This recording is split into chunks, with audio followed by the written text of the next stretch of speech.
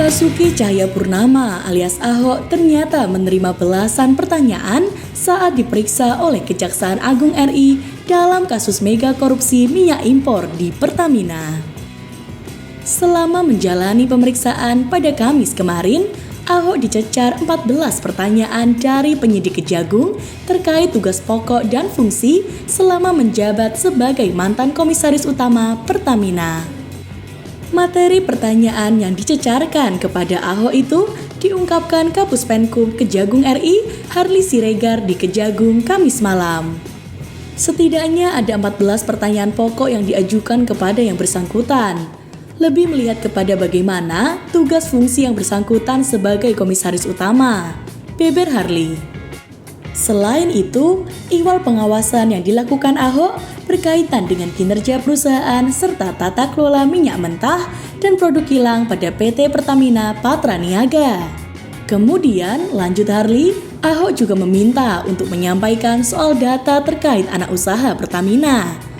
Namun hal itu dianggap masih terlalu dini lantaran Kejagung masih memerlukan pendalaman data dari PT Pertamina Persero.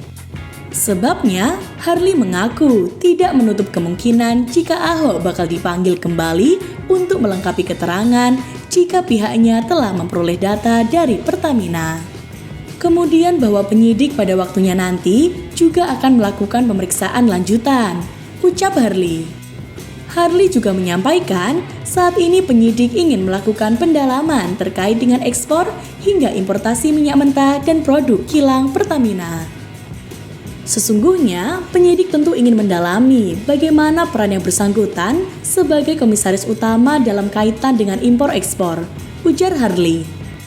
Kejaksaan Agung sebelumnya menjerat 9 orang tersangka dalam kasus mega korupsi tata kelola minyak mentah dan produk kilang pada PT Pertamina, Subholding dan K3S tahun 2018 hingga 2023. Dalam praktiknya, para petinggi Pertamina yang terjerat dalam kasus ini melakukan impor meski ketersediaan minyak mentah di Indonesia tersedia. Selain itu, mereka juga melakukan manipulasi harga bahan bakar saat melakukan impor. Harga bahan bakar sengaja dinaikkan oleh Pertamina untuk mendapatkan keuntungan dengan cara melawan hukum.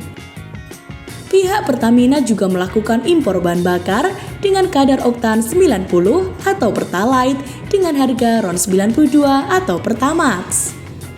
Berdasarkan temuan penyidik, kedua bahan bakar tersebut kemudian dioplos di tempat atau kilang minyak milik PT Orbit Terminal Merak.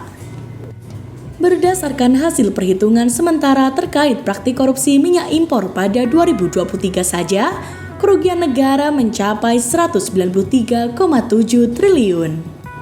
Berikut 9 nama tersangka kasus mega korupsi minyak impor di Pertamina. Pertama, Direktur Utama PT Pertamina Patraniaga Rifa Siahaan. Kedua, Direktur Optimasi Feedstock dan Produk Sani Dinar Saifuddin. Ketiga, Dirut PT Pertamina International Shipping Yogi Fernandi. Keempat, Vice President Feedstock Manajemen Kilang Pertamina Internasional Agus Purwono. Kelima, Beneficial Owner PT Navigator Katulistiwa sekaligus anak pengusaha minyak Riza Khalid, Muhammad Keri Adrianto Riza. Keenam, Komisaris PT Navigator Katulistiwa sekaligus Komisaris PT Jenggala Maritim Dimas Verhaspati.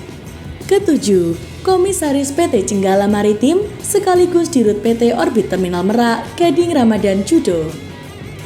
Kedelapan, Direktur Pemasaran Pusat Pertamina Patraniaga Maya Kusmaya. Dan yang terakhir atau yang kesembilan, VP Trading Operation PT Pertamina Patraniaga Edward Korn.